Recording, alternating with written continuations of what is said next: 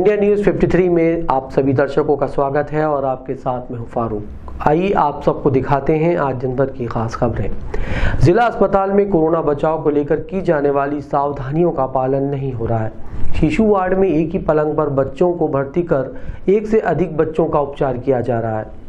जिला अस्पताल में अव्यवस्थाएं हैं, ये कितनी चरम पर है इसका अंदाजा इन बच्चों के वार्ड को देखकर लगाया जा सकता है। जहां एक और सरकार कोरोना वायरस के संक्रमण से बचने के लिए लोगों को सोशल डिस्टेंसिंग का पालन करा रही है, वहीं जिला अस्पताल में एक ही पलंग पर दो बच्चों को भर्ती कर उपचार किया जा रहा है। इतना ही नहीं, बच्चों के परिजन भी जिला अस्पताल में पलंग पर बैठकर बतिया रहे हैं। इस बदहाली के कारण अंदाजा लगाया जा सकता है कि कोरोना वायरस के संक्रमण की शुरुआत कहां से होगी। इस वार्ड में एक पलंग पर 2 से 3 बच्चों को भर्ती कर उपचार किया जा रहा है। वहीं परिजनों का कहना है कि साफ सफाई का कोई ठिकाना नहीं, मरीजों को काफी समस्याओं का सामना करना पड़ रहा है। इस व्यवस्था से कोरोना संक्रमण की सारी गाइडलाइन धरी की धरी रह जा रही हैं। आम जनमानस को कितनी समस्याओं का सामना करना पड़ रहा है, ये दिखाने के लिए ये वीडियो काफी है। जिम्मेदार केवल अपने नंबर बढ़ाने के लिए कुछ दिन व्यवस्था करते हैं, बाकी पुरानी व्यवस्था जस की तस और पुराने ढर्रे पर जारी रहती है। ये पलंग की बहुत परेशानी है सर। यहाँ एक पलंग पे 2 जने आ रहे हैं, यहाँ पर दिक्कत बहुत जा रही है। लोग बेचारे नीचे बैठ जाते कोई क्या व्यवस्था ये बस पड़े एक पलंग पे दो जने, मतलब जगह नहीं तो एडजस्ट करना पड़ रहा। कार्यस्थल पर महिला यौन उत्पीड़न की रोकथाम और बचाव की जानकारी के लिए 1 दिवसीय कार्यशाला का जिले में आयोजन किया गया। महिला एवं बाल विकास विभाग द्वारा संयुक्त कलेक्टर कार्यालय में एक कार्यशाला का आयोजन किया गया, जिसका विषय कार्यस्थल पर महिलाओं का यौन उत्पीड़न अधिनियम 2013 रोकथाम निषेध निवारण उन्मुखीकरण था। इस कार्यशाला में महिला बाल विकास विभाग की सभी सुपरवाइजर, शिक्षा विभाग, परिवहन विभाग, स्वास्थ्य विभाग और अन्य विभागों के अधिकारी कर्मचारी शामिल हुए। भोपाल से आई प्रशिक्षक द्वारा महिला उत्पीड़न को लेकर जानकारियां प्रदान की गई। उन्होंने रोकथाम के उपाय बताए। इस कार्यशाला में ये भी निर्णय लिया गया कि प्रत्येक शासकीय विभागों में महिलाओं के लिए कमेटी का गठन किया जाए। इस दौरान कलेक्टर प्रवीण सिंह भी मौजूद थे। उनके द्वारा आवश्यक दिशा निर्देश भी दिए गए। जिला कार्यक्रम अधिकारी सुमन पिल्ले ने बताया कि सभी जगह जहां 10 से अधिक महिलाएं काम करती हैं, परिवार आंतरिक समितियों का गठन किया जाए। ये समितियां महिलाओं की सुरक्षा के लिए बनाई गई है। किसी भी प्रकार का यौन उत्पीड़न होता है तो ये समिति उससे बचाव कर सकेगी। एक्चुअली आज कार्यस्थल पर महिलाओं का जो यौन उत्पीड़न होता है, उसके लिए एक अधिनियम बना हुआ 2013 का। उस अधिनियम के अंतर्गत सारे कार्यालय प्रमुखों को कार्रवाई करनी पड़ती है, समितियाँ गठित करनी पड़ती हैं। उन समितियों के गठन के बारे में, उनके क्रियाकलाप के बारे में जागरूक करने के लिए उन्मुखीकरण कार्यशाला की गई थी। इसमें सभी विभागों के अधिकारी थे।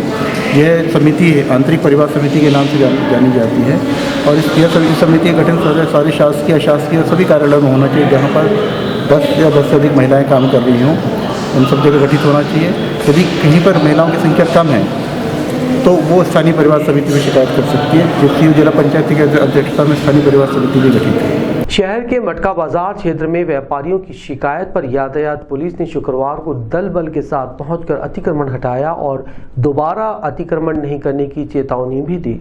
मंडी बाजार क्षेत्र में व्यापारियों की शिकायत मिलने के बाद यातायात विभाग हरकत में आया और यातायात सूबेदार अपने दल बल के साथ मटका बाजार पहुंचे। यहां पहुंचकर उन्होंने सड़क किनारे फैले अतिक्रमण को हटाया और जो नहीं माने उनके खिलाफ दंडात्मक कार्रवाई की। गौरतलब है कि क्षेत्र के व्यापारी एक लंबे समय से अतिक्रमण की शिकायत को लेकर जिला प्रशासन के कार्यालय के चक्कर काट रहे थे।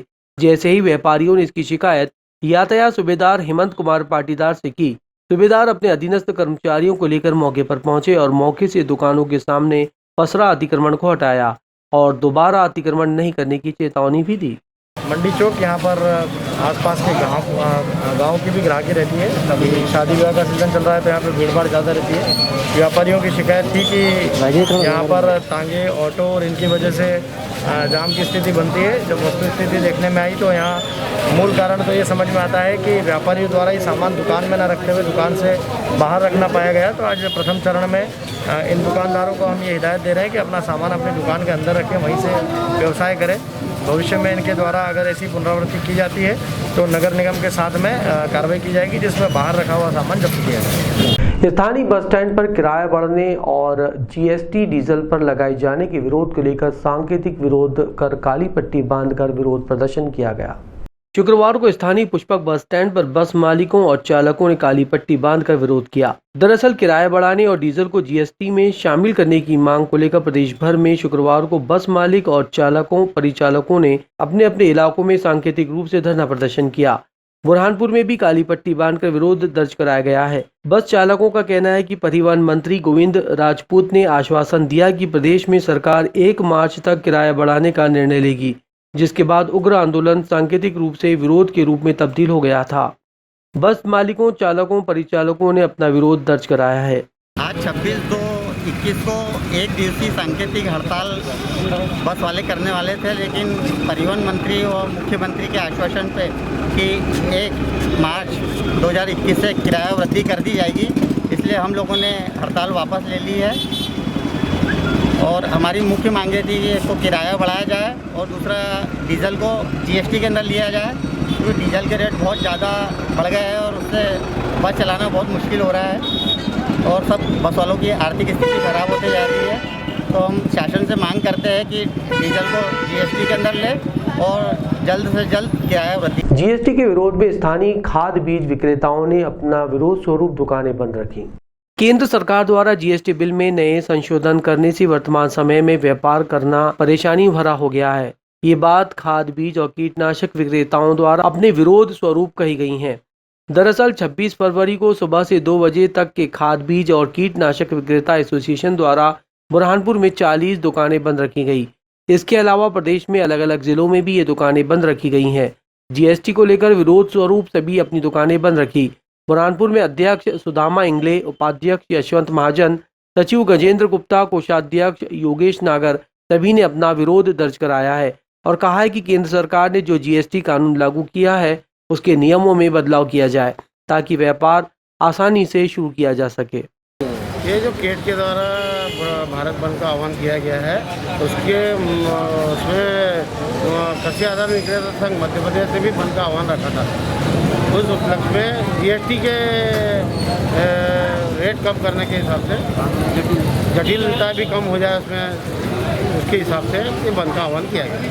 बुरहानपुर में कितने दुकानें बंद? 40 दुकानें हैं बुरहानपुर में, 40 दुकानों ने सभी ने बंद रखा। जिले के देरतलाई में एक विक्षिप्त महिला ने एक बालक को जन्म दिया, जिसे आशा कार्यकर्ता ने उप स्वास्थ्य केंद्र में भर्ती कराया। जिले के ग्राम देरतलाई में मानसिक विक्षिप्त महिला ने एक बच्चे को जन्म दिया। पिछले 3 सालों से महिला देरतलाई में घूम रही थी। गांव के किसी वहशी ने उस विक्षिप्त महिला को अपनी हवस का शिकार बनाकर गर्भवती कर दिया। महिला ने शुक्रवार को बाजार के बस स्टैंड क्षेत्र में रेंगा कोरकू के पुतले के पास दोपहर 2 बजे लड़के को जन्म दिया। मौके पर मौजूद लोगों ने स्वास्थ्य विभाग और 108 एम्बुलेंस को फोन किया। आशा कार्यकर्ता ने उसे 108 से परेठा उप स्वास्थ्य केंद्र पहुंचाया। मां और बेटे दोनों स्वस्थ है। गांव में चर्चा है कि शराब के नशे के आदी लोग रात भर गांव में घूमते हैं। ये इन्हीं लोगों का काम है। कलावती के साथ ये तीसरी घटना है। इसके पूर्व में शेखापुर के शराबियों ने उसे अपनी हवस का शिकार बनाया था।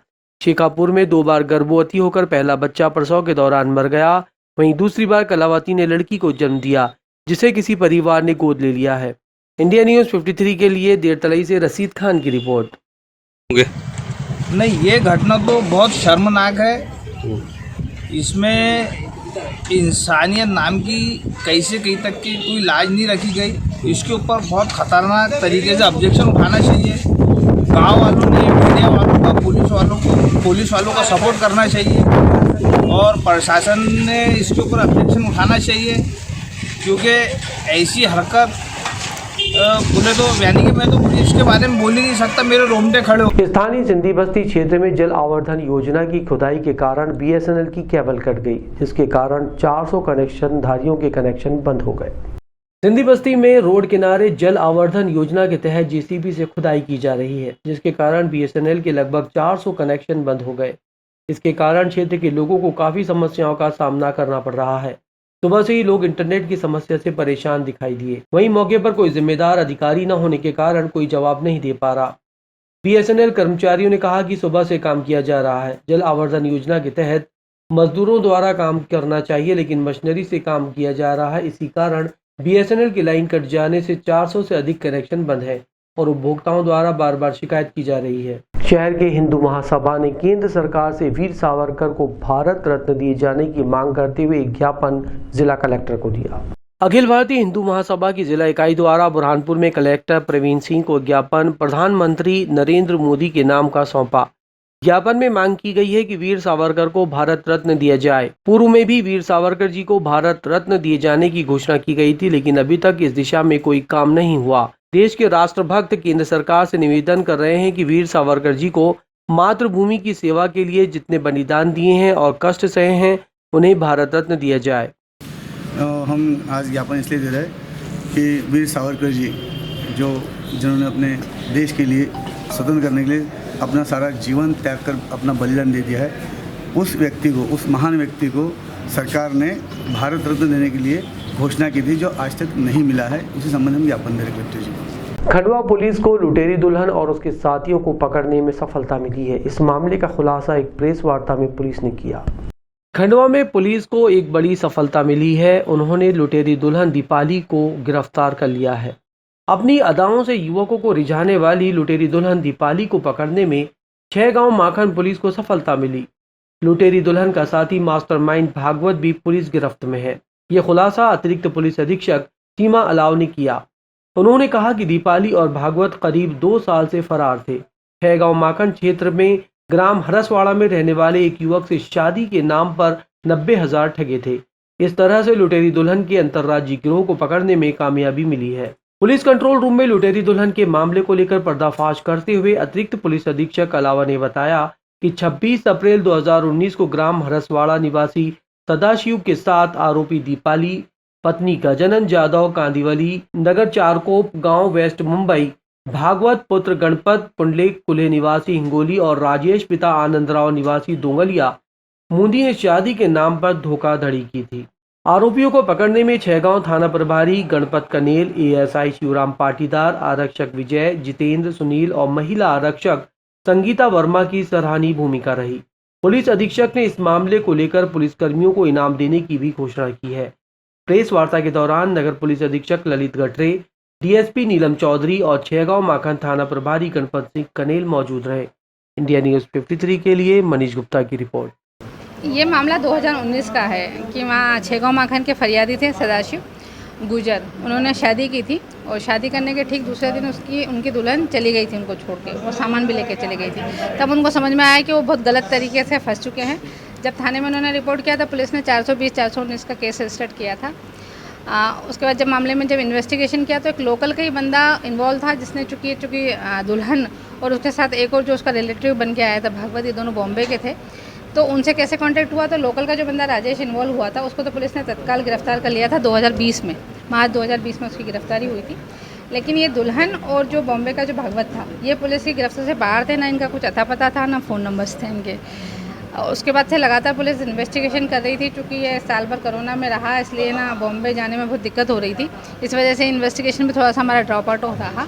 अब पुलिस ने वापस से इसको नए सिरे से जब इन्वेस्टिगेशन किया तो इनकी लोकेशन वगैरह कुछ हम लोगों को मिली। उस बेस पे पुलिस ने आरोपी दुल्हन जो दीपिका है उसको गिरफ्तार किया है और उसके साथ भागवत को भी गिरफ्तार किया है। जो ये दुल्हन जो बन के आई थी, ये ऑलरेडी है ना 2 बच्चे जो हैं प्रोफेशनली इनका यही काम है कि इस तरह लोगों को फंसाते हैं और शादी करके सामान लेके चले जाते हैं। पुलिस ने 2 दिन का भी रिमांड लिया है क्योंकि इन्होंने नाम अते पते गलत बताए हैं, तो उसी मैटर पे थोड़ा सा इन्वेस्टिगेशन करना बाकी भी है। और इसके अलावा इन्होंने अपने मध्य प्रदेश में ही काफ़ी जगह इस तरह की घटनाएं की हैं, तो थोड़ा सा सभी जगह मैसेज भी करना है। इनके पास से बहुत ज़्यादा मात्रा में है ना लड़कियों के photos, I card, Aadhaar card, ये सब बरामद हुए हैं, तो उस मैटर पर भी अभी इन्वेस्टिगेशन करना है। तो इन सब चीज़ों के लिए पुलिस ने भी टाइम लिया है।